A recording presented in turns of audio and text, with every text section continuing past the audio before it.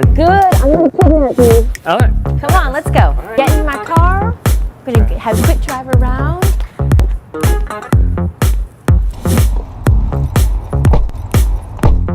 Seatbelts on to promote safety. If you have ever pinned a hairstyle on Pinterest or liked that same image on Instagram or even ripped it out of a magazine to show your hairstylist, chances are the man responsible for the haircut is this guy, Tran. He is the hairstylist to the stars and to mere mortals like myself. And I also find him one of the most interesting people in fashion and beauty. So I'm so excited that you're here. Oh, thanks for having me. On average, when you're not traveling, how many appointments do you see in one day? Gosh, I see about like 15 to 20.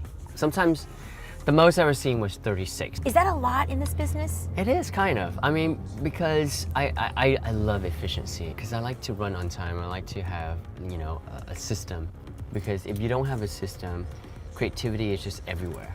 Then it becomes chaotic.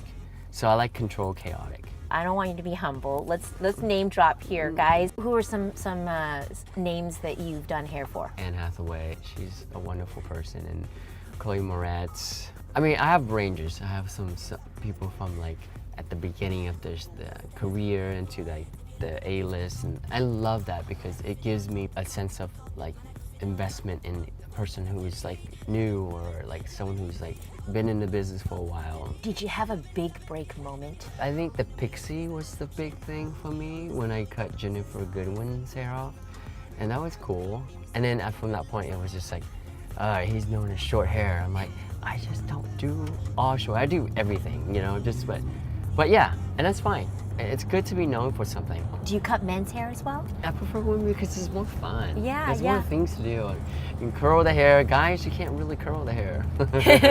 You know? But I love doing men's haircut. There is something called a robot barber, after we talk, that is testing trials of shaving people's hair off. Not a real haircut, but I mean, Right. not a A real technical human. haircut. Yeah. On a real human.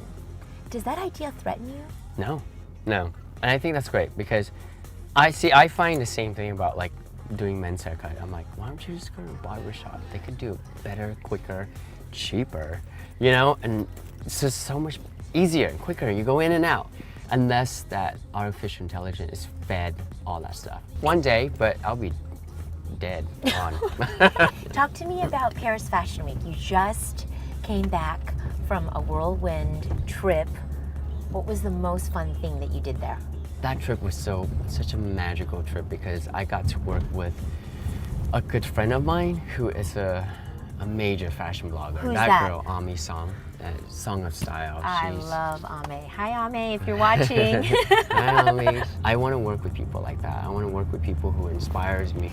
Let's talk about your social media. You are a powerhouse. You've got over 180,000 followers on Instagram alone. How do you deal with the haters? It's okay to have your opinion. It's okay. Everyone should have an opinion. That's what the U.S. is about. We have a voice and we should voice it. What is your signature look? That lived in and that, you know, that done look. And I think, I don't know, I always find that very sexy. It's very French. So it is very French. It's very like, I didn't do anything, but actually did.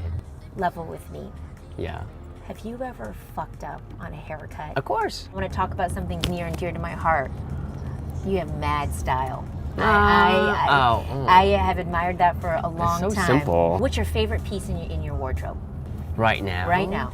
This leather jacket. One of the reasons why I find you most interesting is because you remain a humble, nice guy. You're not a jerk. I came from a really humble background. We came from nothing. We escaped from Vietnam. Like, we were on food stamp for like years. You can see how much my mom struggled and my parents struggled, and them picking aluminum cans out of people's trash cans. That, you know, taught me a lot. I want my path to be more about, you know, creativity and actually having a name for what you do. And my end goal is to really be in the history of hair. Now anyone can look like a model.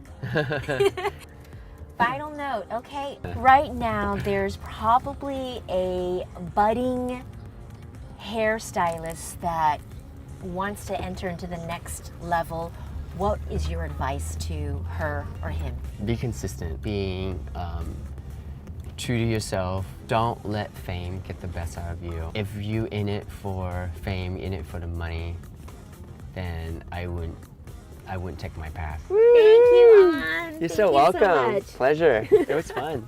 I started doing this backseat interview series as a way to introduce to people an interesting fact about my subjects that they otherwise would have never known. And today I found out new stuff about Anna I never been privy to, even after years of sitting in his client chair. So I hope you guys found it interesting as well. Working in tech, so many of the products that I come across are things that I really can't touch and feel. They're either apps, something I download. So it's so refreshing to see An's output be something that I actually can touch and feel great in. So if you're at all curious to see what it's like to be his client, do yourself a favor and book an appointment the next time he's in town on cotran.com, and you can thank me later. Who's going to be my next surprise guest sitting right here in the back seat? Who knows? Stay tuned.